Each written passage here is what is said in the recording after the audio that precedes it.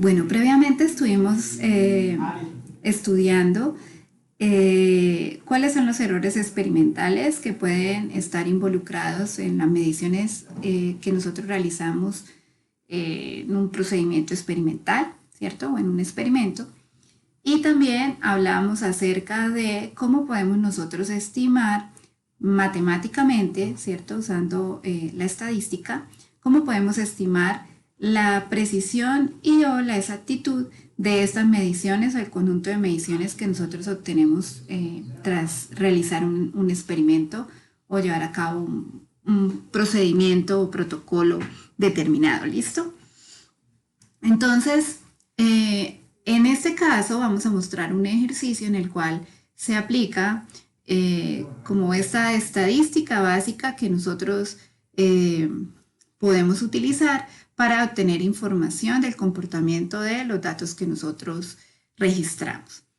Para el caso particular, en este ejercicio, pues se determinó la masa molar del litio, ¿sí? Para ello, como lo dice acá, se utilizaron 7 ensayos o se realizaron 7 ensayos independientes, que son los que se muestran en la tabla 1. El valor de referencia aceptado, es decir, el valor teórico que se considera para la masa molar del litio, corresponde a 6,9417 gramos por mol. Entonces, en la tabla 1 nosotros observamos los datos de masa molar obtenidos en cada uno de los 7 experimentos que se realizaron. ¿Listo?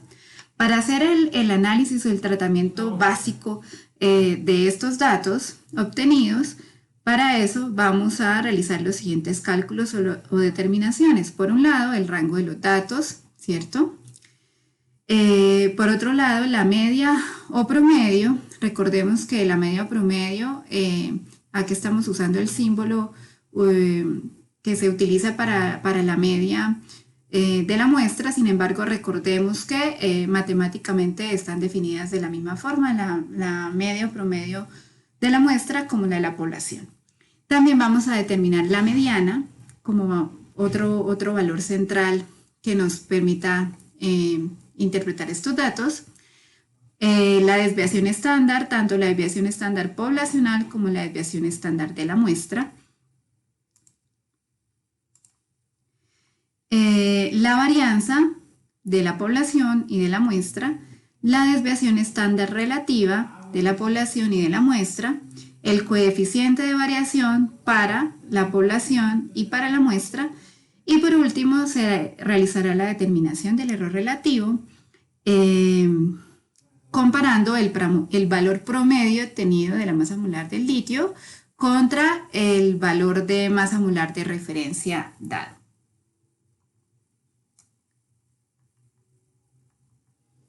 Listo.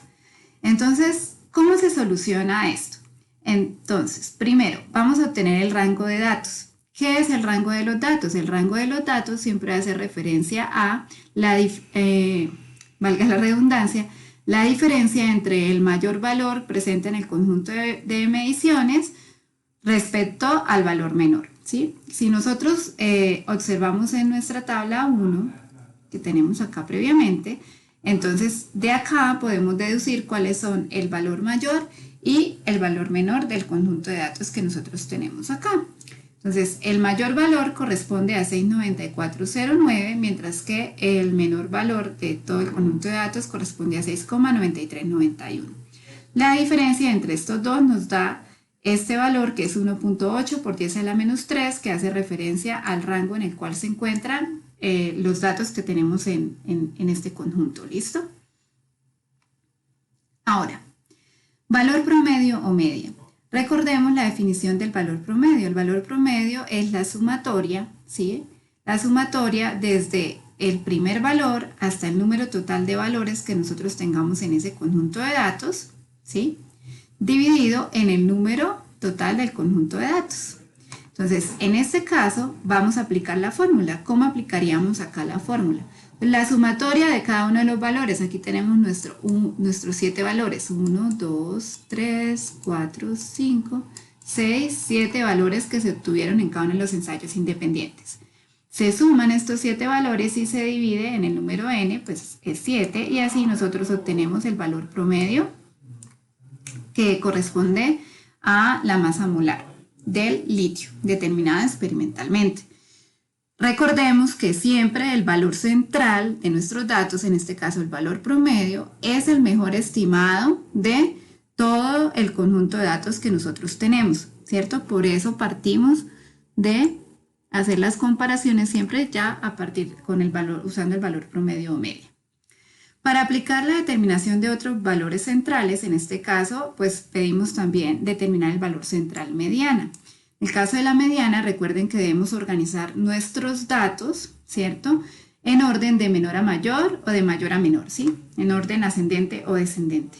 Organizamos nuestros datos y estimamos o tomamos la mediana va a corresponder al valor central o que divide en igual número el conjunto de datos. ¿Listo? En este caso, como es un número impar, tenemos que el valor central es 69406. Si comparamos con el valor del promedio, pues tenemos una mediana que es un valor un poco más grande comparado con el valor de la media, ¿sí? Porque cambian en la cuarta posición decimal. ¿Listo? Si tuviéramos un valor par, pues lo que hacemos es, nuevamente tomamos los dos valores centrales y hacemos el promedio de esos dos valores centrales y vamos a tener la mediana del conjunto de datos. Continuando con esto, entonces vamos a hablar acerca ahora de la desviación estándar poblacional. Entonces, ya tenemos nuestro valor promedio. Recordemos, aquí estamos definiendo como esta es la fórmula para la desviación estándar poblacional. Recordemos que aquí mu hace referencia a la media, ¿sí? A la media o promedio.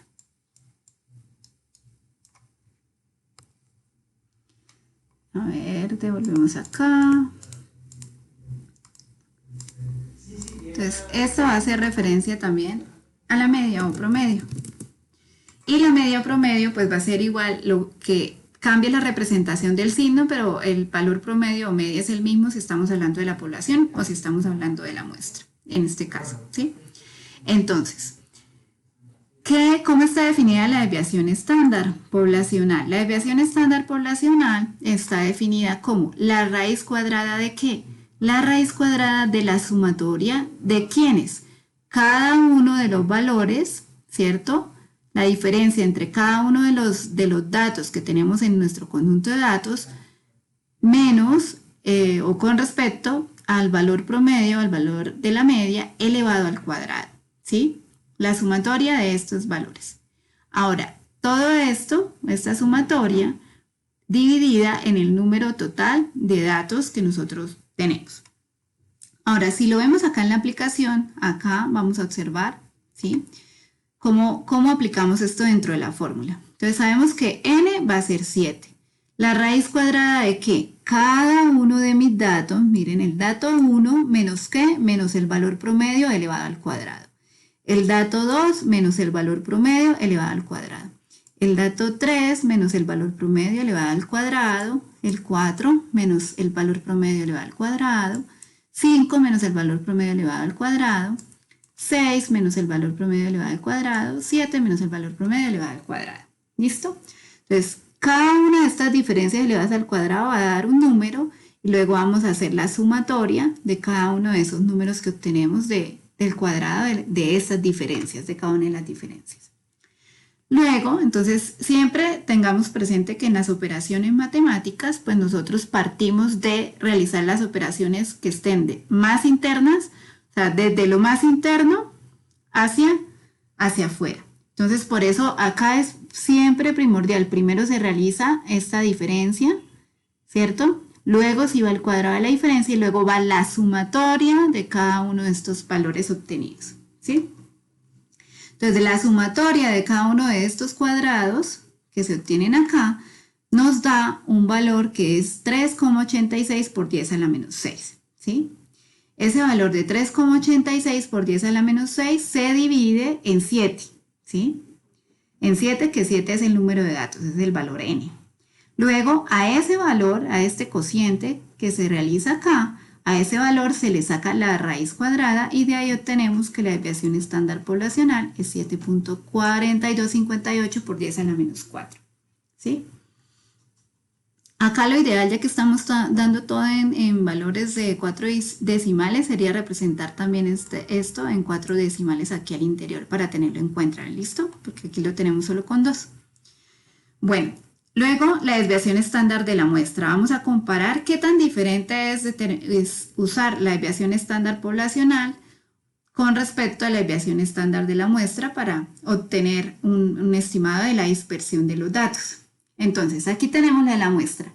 ¿Cuál es la diferencia entre la desviación estándar poblacional y la de la muestra? Si ustedes observan acá, es esto, los grados de libertad, ¿sí? En el caso de la desviación estándar de la muestra se hace como una corrección. Recordemos que la muestra es un estimado real de la población. Entonces, como que esa corrección que se hace a ese estimado es tener grados de libertad n-1. Entonces, en este caso, vamos a tener para nuestro ejemplo, nuevamente la raíz cuadrada de ¿qué? La raíz cuadrada de la sumatoria de las diferencias entre cada uno de los datos menos el promedio elevado al cuadrado, que es lo que estamos mostrando acá, igual que teníamos previamente. Pero ahora aquí la diferencia es que nuestro denominador va a ser 7 menos 1, n menos 1, ¿cierto? Va a ser 6. Cuando ustedes hacen esta determinación, bueno, en la parte del numerador van a obtener el mismo valor que obtuvimos en la desviación estándar poblacional porque son los mismos datos. En el denominador es que va a cambiar porque ahora tenemos n-1 datos, es decir, 6. Por lo tanto, se realiza el cociente o la división entre estos dos valores y luego a ese valor se le saca la raíz cuadrada. De ahí obtenemos que la desviación estándar, ¿cierto?, de la muestra es 0,0008. ¿Listo? Si ustedes comparan, miren, la desviación estándar de la población con la desviación estándar de la muestra, se van a dar cuenta que al utilizar la de la muestra obtenemos una desviación estándar un poco mayor que está reflejada acá en la cuarta posición decimal. ¿Listo? Y generalmente cuando nosotros tenemos datos menores de 30 datos, el mejor estimado de la dispersión siempre es usar la desviación estándar de la muestra. ¿Listo? Es lo más cercano o más aproximado a lo que podría ser el comportamiento de la población. Y eso se observa acá en la dispersión.